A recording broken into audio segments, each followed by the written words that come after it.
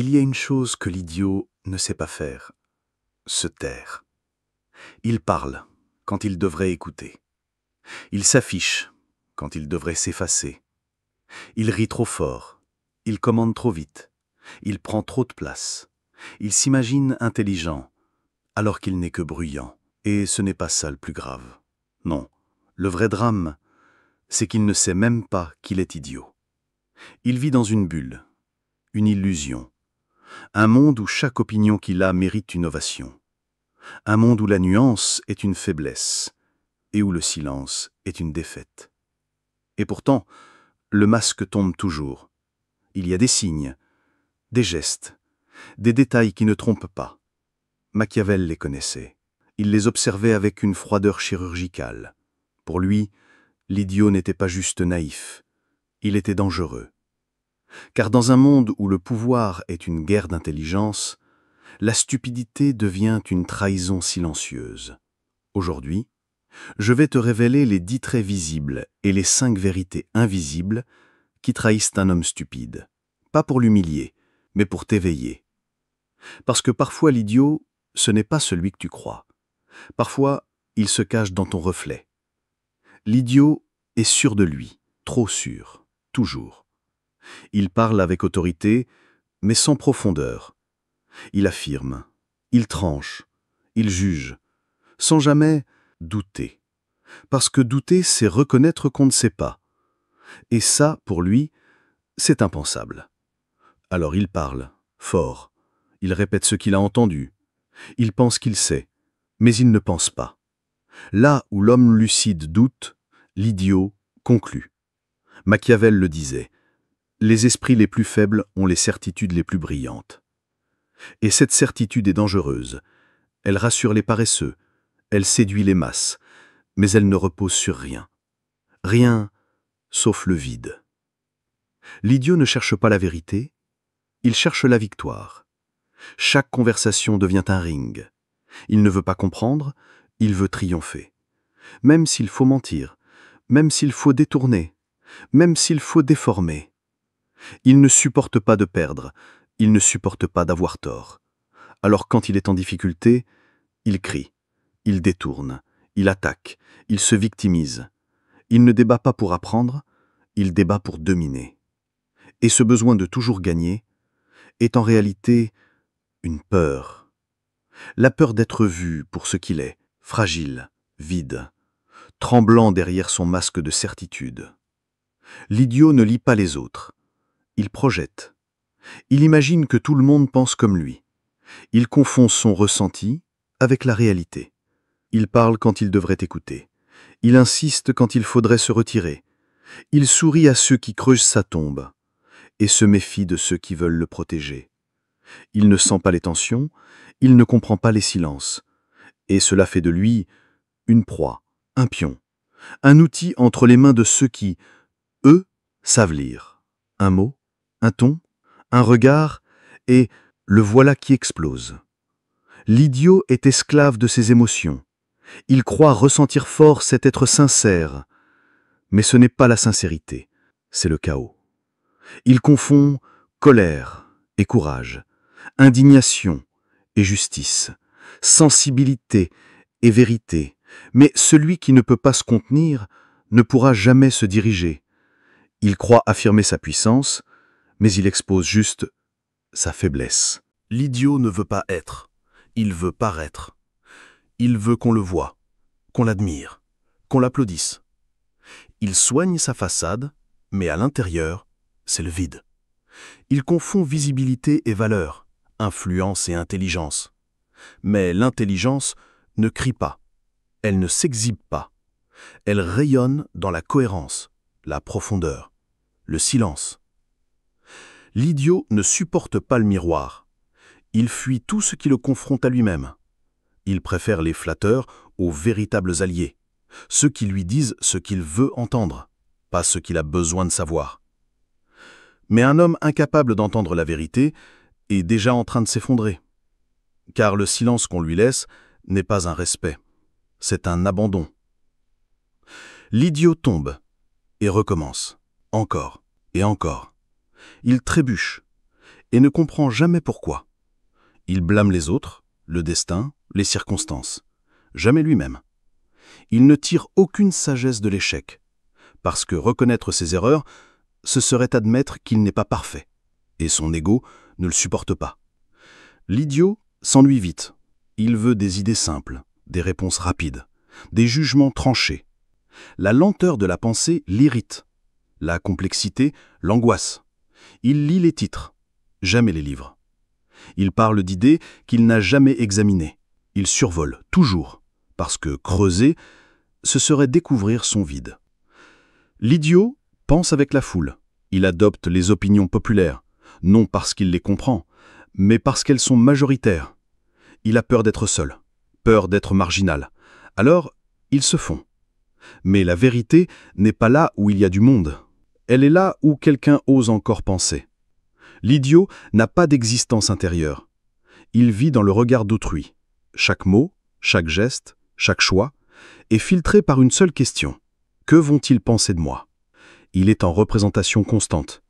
Et le jour où plus personne ne l'applaudit, il s'effondre, parce qu'il n'a jamais su exister par lui-même. L'idiotie n'est pas un manque d'intelligence, c'est une absence de lucidité. Ce que la plupart des gens ne comprennent pas, c'est que l'idiot n'est pas nécessairement bête. Il peut être cultivé, diplômé, brillant en apparence.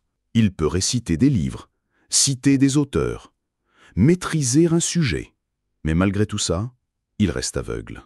Aveugle à lui-même, aveugle à ses automatismes, aveugle à sa propre illusion, parce que l'intelligence ne suffit pas. Ce qui fait la différence, c'est la lucidité. Être lucide, c'est oser se voir sans maquillage, c'est traverser ses excuses, ses défenses, ses illusions. C'est avoir le courage de se regarder et de ne pas détourner les yeux. L'idiot, lui, ne veut pas voir. Il préfère le confort de son ignorance à l'inconfort de la vérité. Et c'est ce refus de se voir qui le trahit. L'idiotie se déguise souvent en gentillesse. Combien de fois l'as-tu entendu ? Il est un peu simple, mais il est gentil. Et pourtant, la gentillesse de l'idiot n'est pas noble. Elle est lâche, elle est molle. Elle évite les conflits non par sagesse, mais par peur. Il dit oui pour être aimé. Il se tait pour ne pas déranger. Il s'efface pour ne pas risquer. Mais cette gentillesse n'est pas de la bonté, c'est une fuite. Et c'est une forme de complicité silencieuse avec le mensonge. Il ne dit jamais non, il ne pose jamais de limites. Il laisse passer et regarde le monde se dégrader en souriant. Machiavel aurait dit de lui qu'il est inutile. Aimable, peut-être, mais vide. L'idiotie se confond avec ses émotions. L'idiot vit dans son ventre, pas dans sa conscience. Il croit que ses émotions sont sacrées. S'il est en colère, il pense avoir raison. S'il est blessé, il pense que l'autre a tort. S'il est inquiet, il pense que le danger est réel. Il ne ressent pas, il devient ce qu'il ressent. Et dans cette confusion, il ne peut ni analyser, ni raisonner, ni reculer. Un mot suffit pour déclencher sa tempête. Une critique, il se referme. Une opposition, il explose. Il n'a pas appris à observer ses émotions. Il les subit. Et c'est ce qui le rend manipulable, instable, vulnérable. L'idiotie se déguise souvent en gentillesse. Combien de fois l'as-tu entendu ? L'idiotie est une fuite spirituelle. L'idiot fuit le vide. Pas le vide extérieur, le vide intérieur. Celui qu'on découvre quand tout arrête, quand il n'y a plus de bruit, plus de réseau, plus de distraction. Juste lui, face à lui. Et ça, il ne le supporte pas. Il s'agite, il parle, il travaille, il consomme, mais jamais, jamais, il ne s'arrête pour sentir ce qui vit en lui. Il remplit, il fuit, parce qu'il sait qu'en lui, il y a une pièce qu'il n'a jamais osé ouvrir. Et cette fuite, c'est ça, la racine la plus profonde de l'idiotie. Tu as écouté jusqu'ici. Tu as reconnu des traits, des gens autour de toi, des voix sur les réseaux, des figures publiques, peut-être même des proches. Mais maintenant, je vais te poser la seule vraie question qui compte. Et si l'idiot, c'était toi? Pas l'idiot absolu, pas celui qu'on caricature, mais un fragment, un écho, un coin d'ombre en toi, un moment où tu parles sans savoir, un moment où tu cherches à avoir raison, au lieu de comprendre, un moment où tu refuses d'écouter, un moment où tu t'énerves trop vite, où tu veux briller, être aimé, être vu, un moment où tu choisis l'apparence, tu évites le silence, tu préfères juger plutôt que de douter. Ne détourne pas les yeux. Ce n'est pas une accusation, c'est une invitation. Parce que la vraie différence entre l'idiot et l'homme lucide, ce n'est pas le niveau d'intelligence. C'est que le lucide se regarde, l'idiot, jamais. Et si tu veux t'élever, tu dois oser voir ce que tu fuis. Pas pour te détruire, mais pour ne plus vivre aveugle. Commence ici. Observe les idées que tu défends le plus. Demande-toi, est-ce que j'ai déjà remis ça en question ? Est-ce que ce que je crois vient d'une vérité ou d'une blessure ? Apprends à voir la différence entre ce que tu penses et ce que tu répètes sans le savoir. La première forme de liberté, ce n'est pas de penser beaucoup, c'est de penser autrement. Ce n'est pas parce que les gens t'applaudissent que tu es juste. Ce n'est pas parce qu'on te critique que tu as tort. Arrête de chercher à avoir raison. Cherche à voir clair. La vérité n'a pas besoin d'applaudissements. Elle a juste besoin d'être vue. Regarde vraiment, écoute vraiment. Arrête de voir les gens à travers tes peurs, tes désirs, tes filtres. Observe ce qui ne se dit pas. Le regard, le silence, l'attention. Apprends à te taire intérieurement pour entendre. L'idiot projette, le sage perçoit.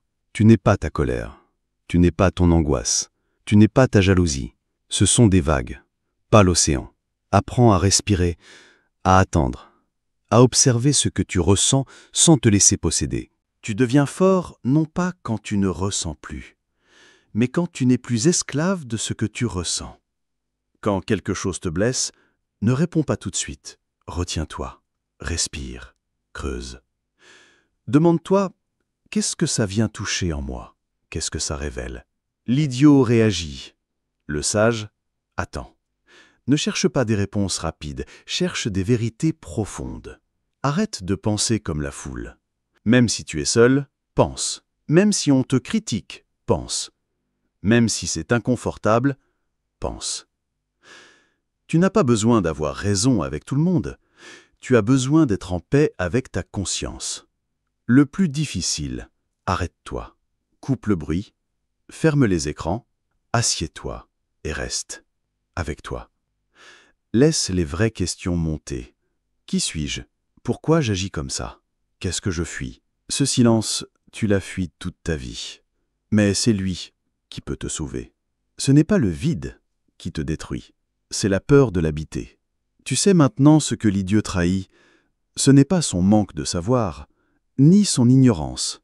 Ce qu'il trahit, c'est son refus intérieur, son refus de se voir, son refus de grandir, son refus d'écouter, son refus de se confronter au silence.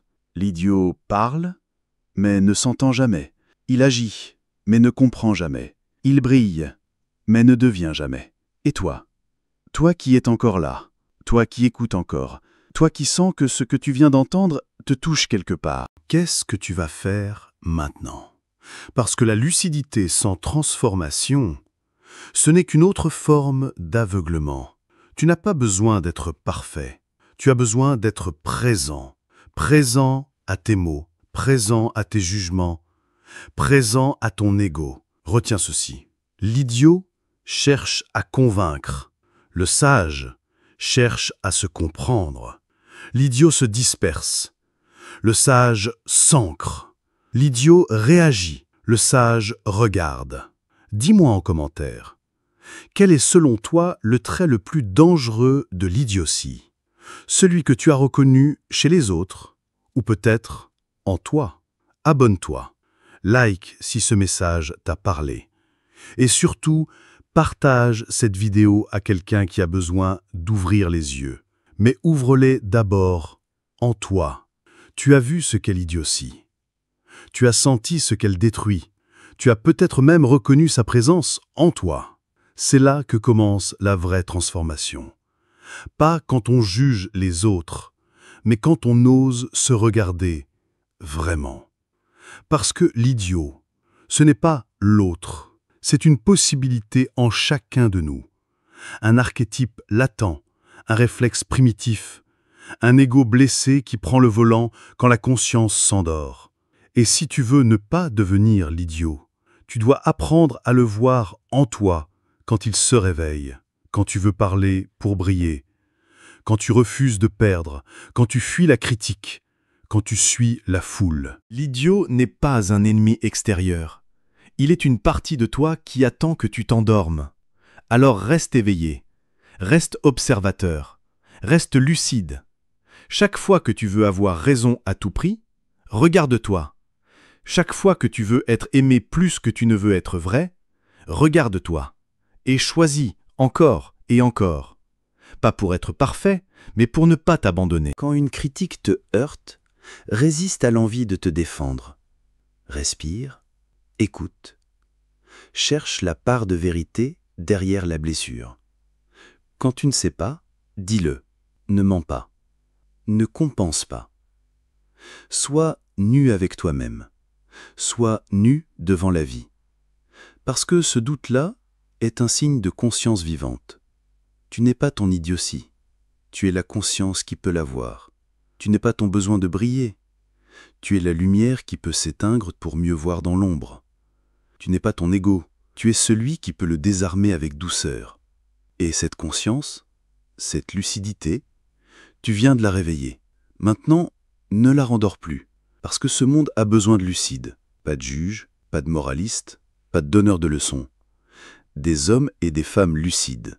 Des êtres qui osent penser sans se fuir, sentir sans s'effondrer, parler sans se montrer, aimer sans manipuler. Tu n'as pas besoin de crier pour être libre. Tu n'as pas besoin d'avoir raison pour être digne. Tu n'as pas besoin d'être parfait pour devenir vrai. Tu as juste besoin de voir.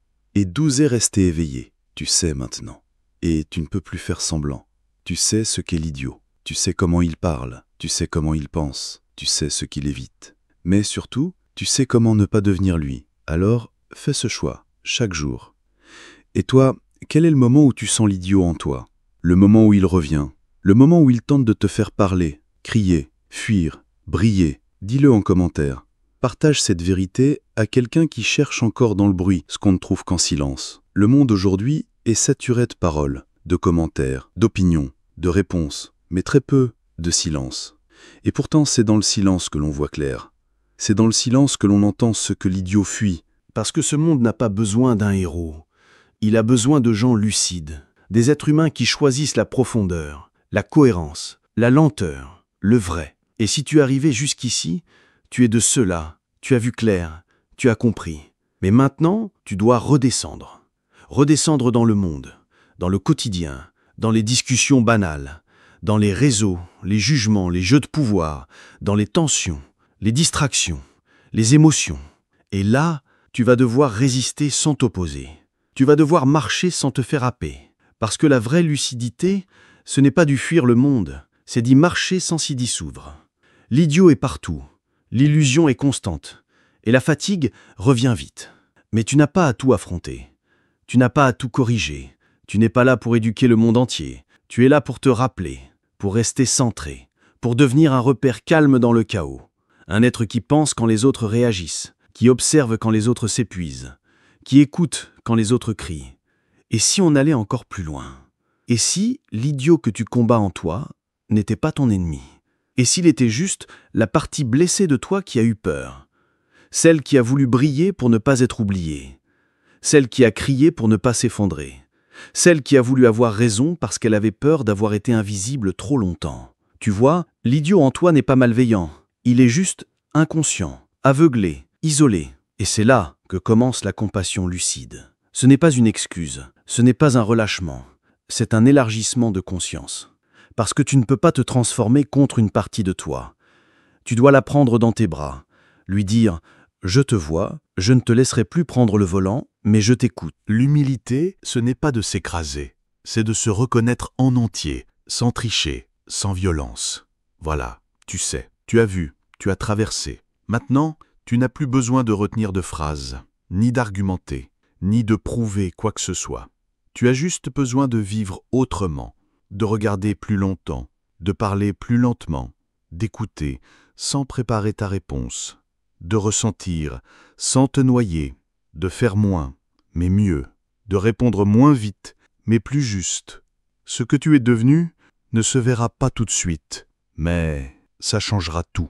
Un regard à la fois, une réaction à la fois, une présence à la fois. Et si tu ne devais retenir qu'une seule chose de tout ce voyage, c'est celle-ci. L'idiot vit à l'extérieur de lui. Le sage, lui, habite son propre silence. La lucidité n'est pas un état permanent, elle est vivante. Elle monte, elle descend, elle éclaire, puis elle s'éclipse. Et c'est normal. Le danger, ce n'est pas de la perdre. Le danger, c'est de ne plus la chercher. Tu vas retomber, tu vas parler trop, tu vas vouloir avoir raison, tu vas fuir le silence. Ce n'est pas grave. Ce n'est pas un échec, c'est un rappel. La lucidité ne fait pas de toi quelqu'un de parfait. Elle fait de toi quelqu'un qui revient, encore et encore et encore. Ne t'attache pas à l'idée d'être toujours juste. Attache-toi à la capacité de te relever vite, de voir où tu t'es égaré et de revenir, à toi, à ta conscience, à ton silence. Tu crois que ce que tu es en train de devenir ne se voit pas. Tu crois que c'est trop discret, trop silencieux, trop invisible. Mais tu te trompes, parce que tout change quand quelqu'un écoute vraiment, quand quelqu'un parle avec justesse, quand quelqu'un réagit avec recul, quand quelqu'un existe sans imposer. Tu crois que personne ne le voit? Tu as tort. Quelqu'un te regarde, quelqu'un t'écoute. La paix intérieure s'enseigne sans parole. L'intelligence calme est une révolution souterraine. Tu deviens un repère, pas un maître, pas un modèle. Un repère, stable, silencieux, solide. Et ça, le monde en manque cruellement. Il y a des choses qu'on transmet sans discours. Tu n'as pas besoin d'expliquer ce qu'est la lucidité. Tu n'as pas besoin d'enseigner ce qu'est l'idiotie. Tu n'as pas besoin de convaincre, ni de débattre, ni de prouver. Tu n'as qu'à vivre ce que tu sais. Chaque fois que tu écoutes avec profondeur, tu enseignes. Chaque fois que tu ne réagis pas au quart de tour, tu inspires. Chaque fois que tu refuses l'illusion pour rester vrai, tu transformes. Le monde est fatigué par les grandes leçons. Il attend des exemples silencieux, des gens qui habitent ce qu'ils ont compris, des gens qui incarnent ce qu'ils ont traversé, des gens qui vivent comme des réponses. Tu n'as rien à prouver, tu n'as qu'à être. La vraie épreuve, ce n'est pas de comprendre, ce n'est pas de méditer, ce n'est pas de changer, c'est de tenir. Tenir la flamme, tenir le calme, tenir la clarté dans l'ordinaire. Parce que tu vas retourner au monde, à la vie, aux imprévus, à la fatigue, aux gens qui ne te comprennent pas, aux situations absurdes, à la vitesse. Et là, tu vas devoir choisir. Encore, et encore, et encore. Choisir la lenteur dans l'urgence. Choisir le silence dans le vacarme. Choisir l'observation dans le conflit. Choisir la conscience dans l'agitation. Tu vas échouer parfois. Tu vas t'emporter. Tu vas parler trop. Tu vas juger. Mais tu ne seras plus dupe. Tu verras où tu es tombé. Et tu sauras comment revenir. Parce que tu n'es plus l'idiot inconscient. Tu es celui qui revient. Celui qui marche avec une flamme fragile, mais réelle. La lucidité transforme la façon d'aimer. Avant, tu voulais être compris. Désormais, tu veux comprendre. Avant, tu voulais convaincre. Maintenant, tu veux écouter. Avant, tu aimais pour combler. Maintenant, tu aimes en laissant l'autre exister. L'amour lucide ne crie pas. Il ne s'impose pas. Il ne force pas. Il observe. Il respecte. Il tient l'espace. Parce que le vrai amour, c'est de permettre à l'autre d'être lui-même, sans vouloir qu'il nous ressemble. Et ça, seuls ceux qui ont regardé l'idiot en eux peuvent vraiment l'offrir. La paix que tu cherchais, ce n'est pas une récompense, ce n'est pas une faveur, ce n'est pas quelque chose qu'on t'offre, c'est ce qui reste. Quand tout s'est effondré, quand tu n'as plus besoin de briller, quand tu n'as plus besoin d'avoir raison, quand tu n'as plus besoin d'être suivi, reconnu, applaudi, quand tu n'as plus besoin de fuir, quand tu n'as plus besoin de t'expliquer. Alors, dans ce vide, quelque chose reste, un souffle, un calme, un espace vaste, pas un vide froid, mais une présence silencieuse. Et tu comprends que c'est ça, depuis le début, que tu cherchais. Pas des mots, pas des titres, pas une image, mais un ancrage, une vérité nue, une paix qui ne dépend plus de rien. Avant les mots, avant les pensées, avant les jugements, avant les opinions, les débats, les formes, il y a un espace, un silence, un centre, un lieu en toi que rien ne peut salir, rien ne peut réduire, rien ne peut capturer. Et c'est là que tu reviens maintenant. Pas dans le bruit de ta tête, pas dans les rôles que tu joues, pas dans ce que les autres disent de toi, mais dans cet espace nu, celui que tu avais déjà en toi avant d'être quelqu'un. Tu n'as rien à devenir, tu as juste à revenir. Revenir à ce lieu silencieux où tu es simplement vivant, où tu n'as plus besoin de penser, ni de comprendre, ni même de nommer, juste habiter. Tu vas repartir, tu vas rouvrir ton téléphone, tu vas lire des messages, tu vas entendre les bruits, tu vas être à nouveau traversé par l'agitation du monde. Mais quelque chose ne partira plus. Quelque chose est devenu témoin. Un regard, un souffle, un écho, un lieu intérieur qui te regarde vivre.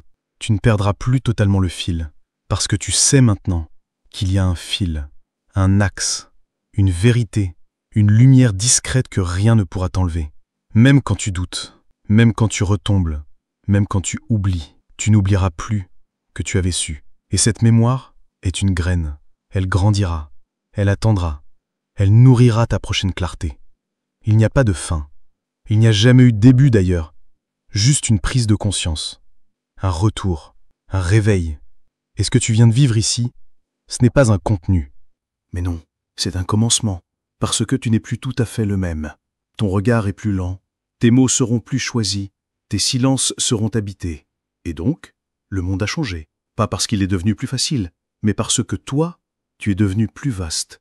Et quand un être humain devient plus vaste, tout s'élargit autour de lui. Les autres changent, le temps ralentit, l'agitation se désamorce, l'idiotie n'a plus d'oxygène. Pas parce que tu as parlé, mais parce que tu as habité. Tu es devenu un espace, un repère, une mémoire vivante de ce qui compte vraiment. Tu n'as rien à dire de plus, tu n'as rien à prouver, tu n'as rien à défendre. Juste marcher. Tu crois que tu as écouté quelque chose de fort. Tu crois que tu as traversé une œuvre. Tu crois que c'est fini. Mais écoute bien, ce n'est pas cette vidéo qui est l'œuvre. Ce n'est pas ce texte qui est la sagesse. Ce n'est pas ces mots qui te transformeront. L'œuvre, c'est toi.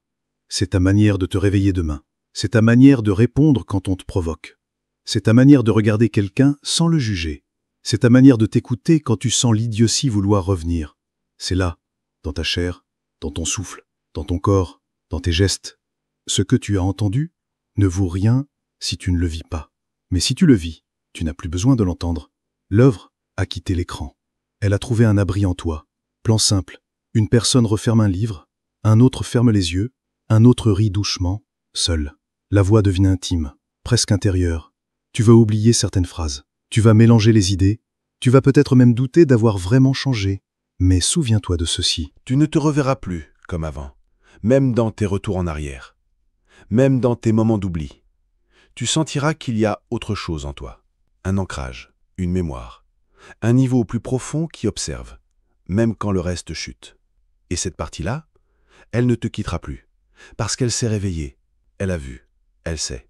Et même si tu fais semblant, même si tu retombes dans l'ancien monde, elle sera là, à l'arrière, à l'intérieur, calme, stable, silencieuse, prête à te relever quand tu seras prêt.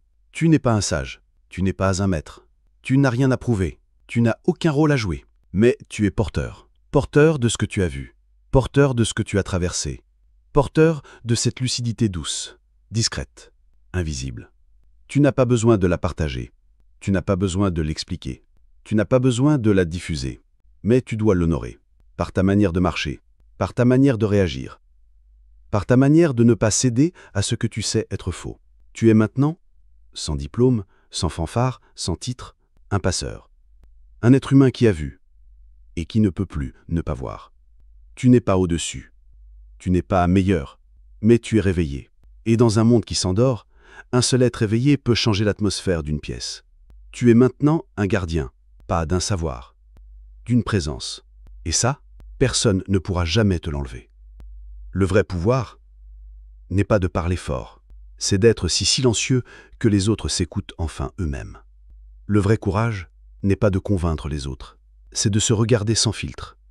Et la vraie transmission n'est pas un discours, c'est une manière d'être, une présence, une trace invisible.